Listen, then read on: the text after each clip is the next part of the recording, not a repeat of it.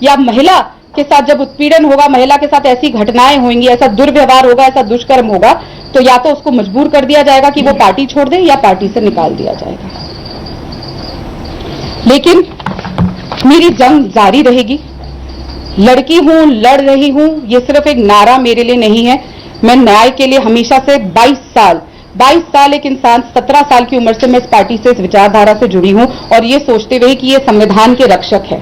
लगातार हमें ये बोला जाता था, हमारे स्ट्रैटेजिक ग्रुप में हमें सिखाया जाता था, जो हमारे प्रवक्ताओं का स्ट्रैटेजिक ग्रुप है, पिछले 1.5 महीने से एक ही बात कही जा रही थी कि हर चीज को आप घेर के संविधान पे लेकर आओ। फिर जब कर्नाटक वाला इशू आया सामने तो बोला गया कि पार्टी को, भारतीय जनता पार्टी को कर्नाटक पे छेड़ो। आप कर्नाटक की बात कर रहे हैं, आप मणिपुर की बात कर रहे हैं, आप पहलवानों की बात कर रहे हैं, लेकिन आपके घर में जो लड़कियों के साथ हो रहा है उस पे एक एक महिला नेत्री ने चुप्पी साध ली। ना महिला कांग्रेस की अध्यक्षा हो, चाहे सुप्रिया श्रीनेट हो, और यही नहीं, नेता डिसूजा जी जो पूर्व महिला कांग्रेस अध्यक्ष रह चुकी है, उन्होंने मुझे फोन करके चिल्लाई कि तुम ऐसा कैसे कर रही हो, जब उनको पूरी घटना का पता चला, और इतना चिल्लाई और बोला कि घर में शादी होती है, ऐसी कोई घटना हो जाती है तो उसके बाद घर में चुप रहने को कहा जाता है। लगातार शीर्ष नेता और जयराम रमेश जी ने मुझे कॉल करके कहा कि ये क्या तरीका हो रहा है, चिल्लाए मुझ पे कि तुमने शिकायत कैसे कर दी, चुनाव है, चुप रहो, तुम आवाज नहीं उठा सकती, कोई कार्रवाई नहीं होगी। 6 दिन इंतजार रहा, लेकिन आज तक उस आदमी को एक शो कॉज नोटिस तक नहीं भेजा गया। लेकिन लगातार राधिका खेड़ा को चुप रहने को कहा गया, लगातार बोला गया कि तुम ऐसे कैसे कर सकती हो, तुम कोई एक्शन क्यों ले सकती हो, और एक नौटंकी करी गई कि हम एक 6 दिन बाद कि हम एक रिपोर्ट मांग लेते हैं, वो भी तब जब मैंने आखिरकार कह दिया कि मैं पुलिस में कंप्लेंट लिखवाने जा रही हूं।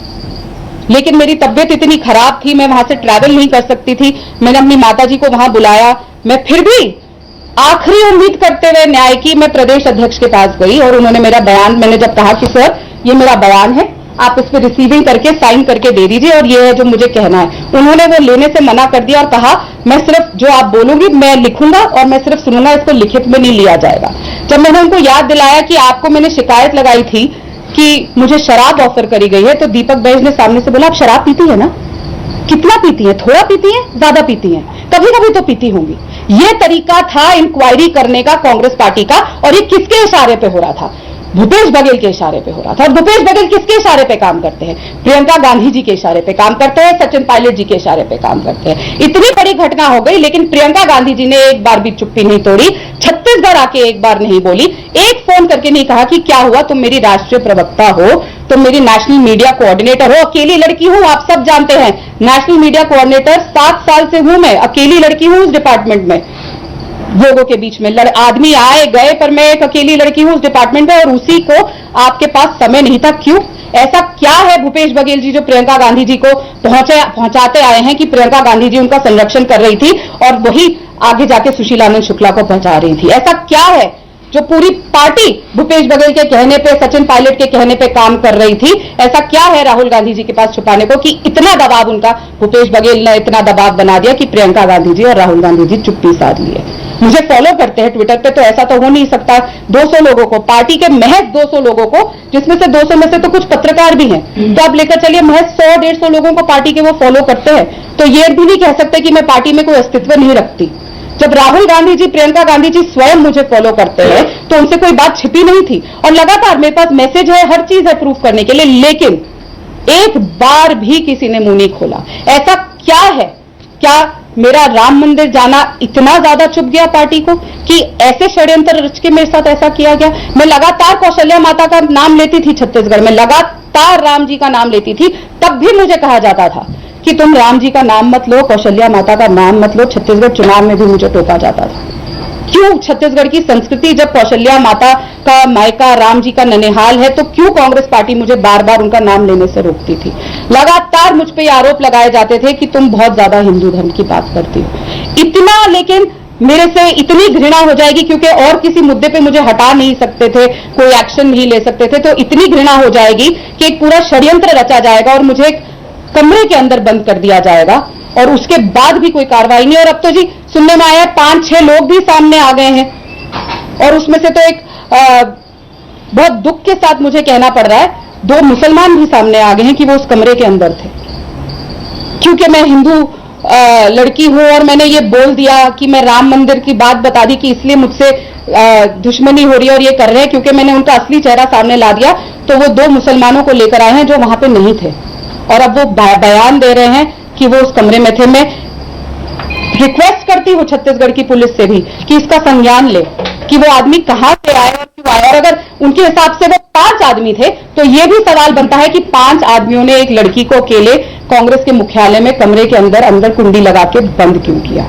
इस बात का सवाल का जवाब मैं आज प्रियंका गांधी जी से पूछती हूं, राहुल गांधी जी से पूछती हूं, मल्लिकार्जुन खड़गे जी से पूछती हूं, जयराम रमेश जी से पूछती हूं, जिनकी जिम्मेदारी पर मेरे घर वालों ने उनके विश्वास करके मुझे कांग्रेस में वहां पे भेजा था छत्तीसगढ़ में काम करने को, और मैं महीनों वहां पे रह के काम कर रही थी। लेकिन मुझे प्रभु श्री राम पे पूरा यकीन है कि जितना भी ये प्रभु श्री राम का विरोध कर ले, लेकिन प्रभु श्री राम मुझे आखिरकार न्याय दिला के रहेंगे। आपके कोई सवाल हो तो? राधिका जी, आपने किसको फोन किया था जब सारे लोग, किसने भूपेश बघेल को ओएसडी को पहली बार भूपेश बघेल जी को डायरेक्ट किया था, सचिन पायलट जी को। जिसने उठाया था आपका फोन, उन्होंने वापस कॉल बैक किया था मुझे, सचिन पायलट के ओएसडी ने। मैंने सचिन पायलट को कॉल किया था, उनके ओएसडी ने फोन उठाया। जब आप जयराम रमेश को की, पवन खेड़ा को की, उसके बाद आपने कहा कि भूपेश बघेल जी, जिन्होंने कहा कि तुम कोऑर्डिनेट करना सीखो, वो सलाहकार होते थे विनोद वर्मा। विनोद जी आपने एक लाइन बोली कि क्या पहुंचाते हैं भूपेश बघेल प्रियंका गांधी, ये क्या पहुंचाने? देखिए, ये सब जानते हैं कि दुशील जो है वो कक्का का आदमी है और लगातार भूपेश बघेल जी प्रेशर बनाए हुए हैं कि उस पर कोई कार्रवाई ना हो, वरना लगातार जिसके ऊपर कंप्लेंट हो रही है, और ये भी नहीं, यहाँ लगातार जो कंप्लेंट होती आ रही है उसको बचाया जा रहा है, उस पर कोई कार्रवाई नहीं हुई जा रही क्योंकि भूपेश बघेल जी और सचिन पायलट जी कार्रवाई होने नहीं दे रहे। और ये किसी से छुपा नहीं है कि सचिन पायलट जी और भूपेश बघेल जी किसके टीम में है। प्रियंका गांधी जी तो जी सरगुजा वहां गई भी नहीं कैंपेन करने, जब सरगुजा की हमारी एक ही लड़की कैंडिडेट, छोटी सी लड़की चुनाव लड़ रही थी छत्तीसगढ़ से, जब उन्होंने शशि सिंह ने बोला कि मैं प्रियंका गांधी जी की सभा चाहती हूँ क्योंकि भूपेश बघेल जी से उनका क्या सांठ गांठ है, उस चक्कर में वो उस लड़की को के लिए कैंपेन करने भी नहीं गई। ये सबको पता है और ये सब जानते हैं कि किस तरीके से प्रियंका गांधी जी भूपेश बघेल जी के आगे आके खड़ी होती हैं जब भी उनपे कोई समस्या आई है कि उनको मुख्यमंत्री से हटाया जाएगा। लेकिन यही तो सवाल है ना, जब उनको मुख्यमंत्री पद से हटाया जाता है तो प्रियंका गांधी जी आगे आके खड़ी हो जाती है। लेकिन लड़की हूं, लड़ सकती हूं, वो लड़की उनकी पार्टी की जो एआईसीसी ऑफिस बेरर है, जब उसे कमरे में बंद कर दिया जाता है तो भूपेश बघेल के आगे आके प्रियंका गांधी जी खड़ी नहीं होती। भूपेश बघेल के आगे आके खड़े होकर राहुल गांधी जी खड़े नहीं होते, क्योंकि मैं राम जी के ननिहाल होके आई हूं, मैं राम जी के अयोध्या धाम होके आई हूं, तो सबसे ज्यादा उनको मुझसे घृणा हो गई। मैम, आपने अभी कहा कि जो रूम में 2 आदमी थे वो मुस्लिम थे, आपको ये कैसे पता लगा कि वो 2 मुस्लिम? नहीं, अभी नहीं, मैंने कहा कि वो बाद में लेकर आए हैं 2 और लोगों को, वहां पे सिर्फ 3 लोग थे। अब जो नई चीज आई है, जो मुझे मीडिया के माध्यम से पता चली है, वो 2 उसमें जो लोग वो लेकर आए हैं उनके नाम है, पता है, वो कांग्रेस पार्टी के प्रवक्ता हैं। तो उनका जो क्लेम कर रहे हैं कि वो कमरे के अंदर थे, जबकि नहीं थे। उस कमरे में सिर्फ 3 लोग थे, मैं, सुशील आनंद शुक्ला, नितिन बंसाली और सुरेंद्र वर्मा, सिर्फ 3 लोग। ये 2 आदमी जो नए आए हैं जो कह रहे हैं कि हम 5 लोग थे, और ये भी कह रहे हैं कि उन्होंने कमरा अंदर से बंद किया। तो सोचने की बात है, जो ये 2 नए आदमी अंदर आते हैं, 5 लोग एक लड़की को कमरे के अंदर बंद कर रहे हैं, और प्रियंका गांधी जी आज भी चुप है, खड़गे जी आज भी चुप है। मैंने अपना पहले जब इस्तीफा भेजा, किसी ने मुझसे संपर्क नहीं किया, किसी ने एक बार फोन उठा के नहीं पूछा कि ये क्यों कर रही हो। और जब मैं कंप्लेंट भी कर रही थी, सिर्फ मुझे फोन करके धमकाया जाता था कि चुप रहो, चुप रहो, चुप रहो। कोई भी कार्रवाई, एक शो कॉज नोटिस तक नहीं भेजा गया, जो एक बहुत बेसिक चीज होती है जब कोई घटना किसी भी दफ्तर में घटती है, कि सबसे पहला काम एक शो कॉज नोटिस करने का। तो मैम, अभी आपने ऐसे ये बताया कि आपकी फॉर्मर जो फीमेल पुलिस है उनके साथ भी ऐसे घटना होती रही, तो आप क्या ये कहना? नहीं, मैंने कहा था वो सामने थी जब ये हुई थी। आप क्या ये कहना चाह रहे हैं कि कांग्रेस पार्टी एक महिला विरोधी पार्टी? बिल्कुल। देखिए, एआईसीसी के मुख्यालय में एक दलित लड़की को कांग्रेस के कार्यकर्ता, कांग्रेस के ऑफिस बेरर्स प्रियंका गांधी के इशारे पे आके पीट के जाते हैं, ये किसी से नहीं छुपा। 24 अकबर रोड में की ये घटना है, उसी लड़की के। आप यहाँ पर सुन रहे थे राधिका खेड़ा को, उन्होंने गंभीर आरोप लगाए हैं पार्टी पर। राधिका खेड़ा ने और कहा कि मैं अपनी मां को अयोध्या लेकर गई थी, लेकिन इस बीच यहाँ पर कांग्रेस की राष्ट्रीय प्रवक्ता रही राधिका खेड़ा के कांग्रेस से इस्तीफा देने पर लगातार सियासत भी हो रही है, लेकिन इस बीच वो कांग्रेस पर लगातार निशाना साध रही हैं।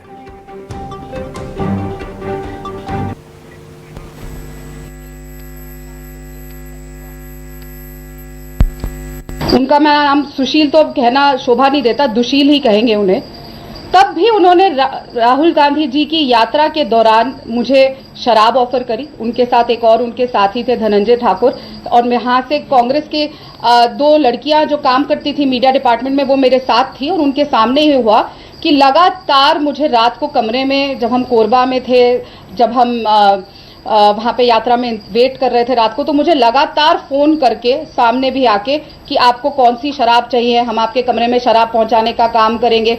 और शराब पी के 5 से 6 इसके प्रवक्ताओं के साथ मीडिया चेयरमैन आके मेरे कमरे पे भी खटखटाते थे। भारतीय राष्ट्रीय कांग्रेस हिंदू विरोधी है, सनातन विरोधी है, लेकिन मैं कभी इस बात पे विश्वास नहीं करती थी। लगातार 22 साल में इस पार्टी में रही और हमेशा से पार्टी के बाहर भी अंदर भी हमेशा से ये सुनने को मिलता था, पर मैं कभी विश्वास नहीं करती थी। और हम कांग्रेस के सबसे बड़े नेता, आज तक के सबसे बड़े नेता महात्मा गांधी जी की तो हर सभा की शुरुआत ही रघुपति राघव राजाराम से होती थी, तो हम कभी सोच ही नहीं सकते थे, और मैं मानती ही नहीं थी जब भी कोई चीज सामने आती थी। लेकिन मेरी आंखों से पर्दा उस दिन हटा, सच्चाई मेरी आंखों के सामने उस दिन आई जब मैं स्वयं रामलला के दर्शन करने गई। जब वहां से मैं वापस आई तो तन मन और हर तरीके से मैं राममय हो चुकी थी, और इतना ज्यादा एक अलग ऊर्जा मेरे अंदर आई। और मैं वापस आके सबसे पहला काम जो मेरे दिल से अंदर से आया, मैंने अपने घर के बाहर आके जय श्री राम का एक ध्वज लगा दिया। बस वो ध्वज लगाने की देरी थी कि आग लग गई, और उसी समय से हमारी पार्टी, मतलब जिस पार्टी में मैं पहले थी, कांग्रेस पार्टी ने मेरे से नफरत करनी शुरू कर दी। तो उन्होंने कहा कि कांग्रेस ने अपमान किया है उनके साथ, मेरी राम भक्ति से कांग्रेस मेरे खिलाफ हुई, मैं अपनी मां को अयोध्या लेकर गई थी, मुझे लगातार अपमानित किया जा रहा था, सुशील आनंद शुक्ला ने मुझे शराब ऑफर की, मुझे गंदी गंदी गालियां दी गई। ये तमाम बातें राधिका खेड़ा ने प्रेस कॉन्फ्रेंस के दौरान कही, और राधिका खेड़ा प्रेस कॉन्फ्रेंस के दौरान भावुक हो गई, रोने लगी, उनके आंखों से आंसू आ गए। जिस तरह का उनके साथ बर्ताव हुआ है, जिस तरह का व्यवहार हुआ, उसको बयां करते हुए वो उनके आंसू छलक पड़े। उन्होंने बताया कि क्या हुआ आखिर उस दिन जब उन्हें कमरे में बंद कर दिया गया। वहां पर 3 लोग थे, उन्हें गंदी गंदी गालियां दी गई, और जब कांग्रेस के शीर्ष नेताओं से शिकायत की जाती है तो उस पर कोई कार्रवाई नहीं होती है। और इस पर ज्यादा जानकारी के साथ हमारे सहयोगी नितिन नामदेव हमारे साथ जुड़ रहे हैं। तो नितिन, जिस तरह से राधिका खेड़ा ने आरोप लगाए हैं, ये गंभीर आरोप हैं। हालांकि उन्होंने कांग्रेस से इस्तीफा दे दिया, लेकिन अभी भी लगातार गंभीर आरोप लगाए जा रहे हैं। उन्होंने ये भी साफ तौर पर कहा कि शिकायतें शीर्ष नेतृत्व से की गई, उसके बावजूद भी कोई कार्रवाई सुशील आनंद शुक्ला पर नहीं हुई। देखिए, निश्चित तौर पर राधिका खेड़ा ने कुछ ही देर पहले प्रेस वार्ता ली है और सीधे तौर पर गंभीर आरोप भी लगाए हैं। इस वक्त सुशील आनंद शुक्ला और दीपक बैज इसी रूम के अंदर मौजूद हैं, और सीधे तौर पर आप देख सकते हैं कि लगातार वो अब से कुछ देर पहले उनकी प्रेस वार्ता भी देख रहे थे, और लगातार राधिका खेड़ा ने कई गंभीर आरोप भी लगाए हैं। उन्होंने सीधे तौर पर कहा है कि छत्तीसगढ़ में लगातार मुझे अपमानित किया गया, सुशील आनंद शुक्ला ने उन्हें कोरबा में शराब भी ऑफर किया गया। तो देखिए, उनसे सीधे बातचीत करेंगे। सामने आ गए हैं दीपक बैज और उनसे बातचीत सारे लाइव क्या कहना पीसी अभी चल रहा है, पूरा पीसी खत्म होना दीजिए, मैं खत्म हो गई। सुशील आनंद चल रहा है जो आरोप लगा है सर, उन्होंने शराब, मैं एक एक बात का आप सार्वजनिक रूप से बोलिए प्लीज। मैं एक एक सार्वजनिक रूप से बोलूंगा। सार्वजनिक है सर, ये 4-5 महीने की। आइए भैया, चलिए। नहीं ये देखिए, दीपक बैज जो है प्रेस वार्ता लेने जा रहे हैं, और सीधे तौर पर वो इस पूरे मामले पर जो है काउंटर भी करते नजर आएंगे, लगातार बातचीत भी करेंगे। क्या कह रहे हैं दीपक बैज, उनसे बातचीत कर रहे हैं। दीपक बैज जो है उनके घर में इस वक्त हम मौजूद हैं, और वो लगातार जो है अब से प्रेस वार्ता लेंगे, और प्रेस वार्ता में तमाम जो बातें हैं वो रखेंगे। सुशील आनंद शुक्ला भी उनके साथ मौजूद रहेंगे, देख सकते हैं आप।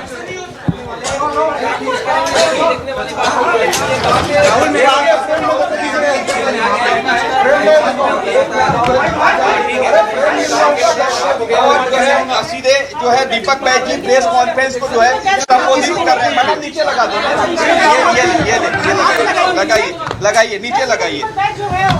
वो प्रेस कॉन्फ्रेंस संबोधित कर रहे हैं। तो प्रेस को संबोधित करने वाले हैं, मीडिया के तमाम सवालों के जवाब देंगे दीपक बैज, और साथ में यहाँ पर मौजूद हैं सुशील आनंद शुक्ला। देखना होगा कि जिस तरह के आरोप राधिका खेड़ा के द्वारा लगाए गए हैं, उन आरोपों का किस तरह का जवाब दिया जाता है और क्या कुछ अब बात रखी जाती है दीपक बैज के द्वारा, सुशील आनंद शुक्ला के द्वारा, क्योंकि गंभीर आरोप हैं और उन्होंने ये आरोप तमाम नेताओं पर भी लगाए हैं। क्योंकि कार्रवाई की जब बात कही जाती है तो इस बीच कोई कार्रवाई नहीं होती ऐसे नेताओं पर। प्रियंका गांधी से भी शिकायत करने की कोशिश की, कोई कार्रवाई नहीं हुई। जयराम रमेश से भी शिकायत की, कोई कार्रवाई नहीं हुई। इस्तीफा भी बड़े नेताओं को, मल्लिकार्जुन खड़गे को भेजा गया, कोई कार्रवाई नहीं होती। उनकी शिकायत पर कोई ध्यान नहीं दिया जाता है, बल्कि उन्हें धमकाया जाता है। जो इस तरह के गंभीर आरोप लगाए गए हैं, इन आरोपों का कितना ज्यादा असर होगा पूरे देश में, छत्तीसगढ़ की सियासत में, ये देखना भी अहम होगा। लेकिन इस बीच दीपक बैज क्या कुछ कह रहे हैं, सुनते हैं।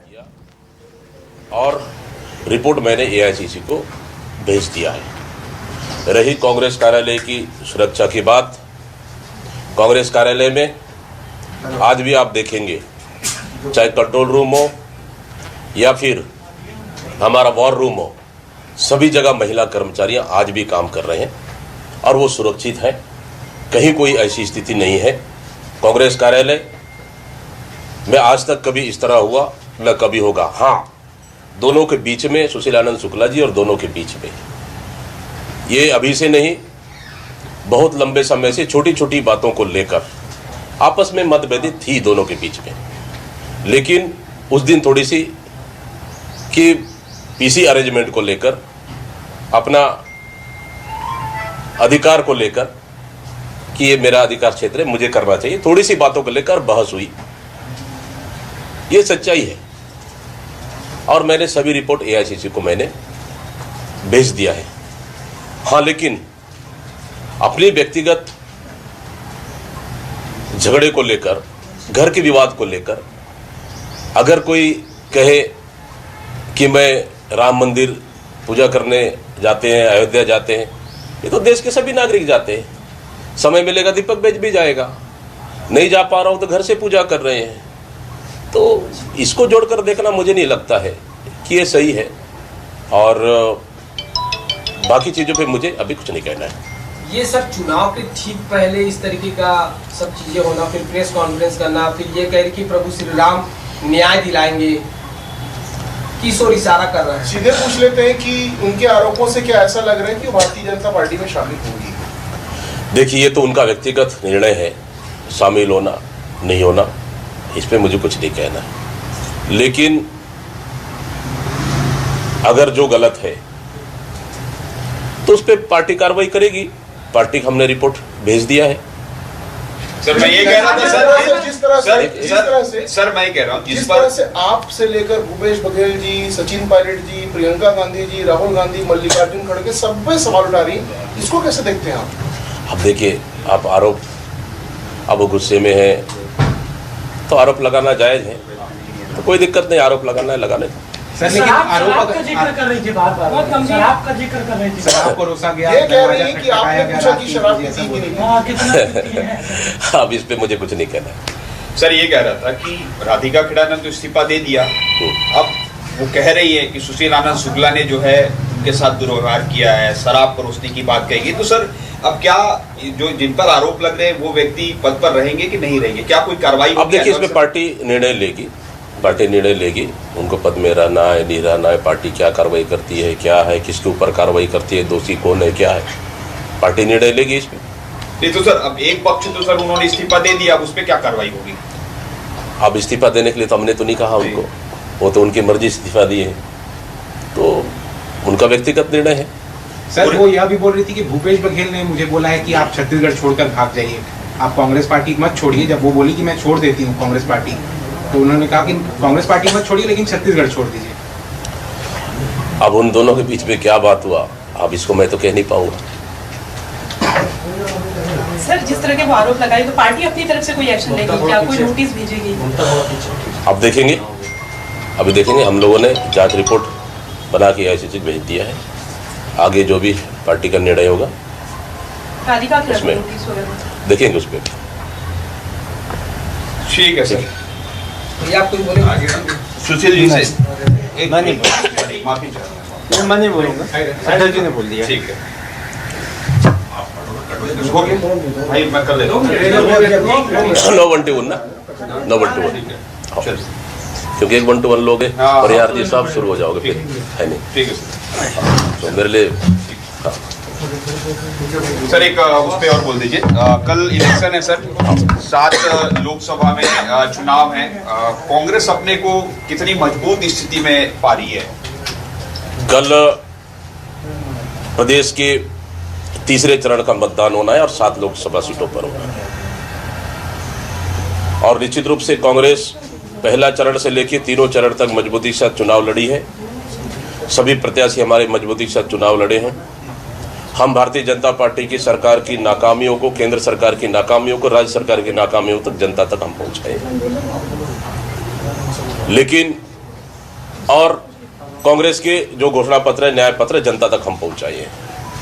जनता में जबरदस्त उत्साह है, वोटिंग प्रतिशत बढ़ी है दोनों चरणों में और तीसरा चरण में वोटिंग प्रतिशत बढ़ने का पूरा उम्मीद है, क्योंकि लोग घर से बाहर निकल कर आकर सरकार के खिलाफ में मतदान कर रहे हैं। इसलिए 7 तारीख को, जब कल आने की 7 तारीख जब मतदान होगा तो निश्चित रूप से कि कांग्रेस के पक्ष में मतदान होगा। लोग घरों से निकल कर आकर इस समय बदलाव के लिए वोटिंग कर रहे हैं और इस समय छत्तीसगढ़ में कांग्रेस पार्टी भारतीय जनता पार्टी से ज्यादा सीटें जीतकर आ रही है और मैं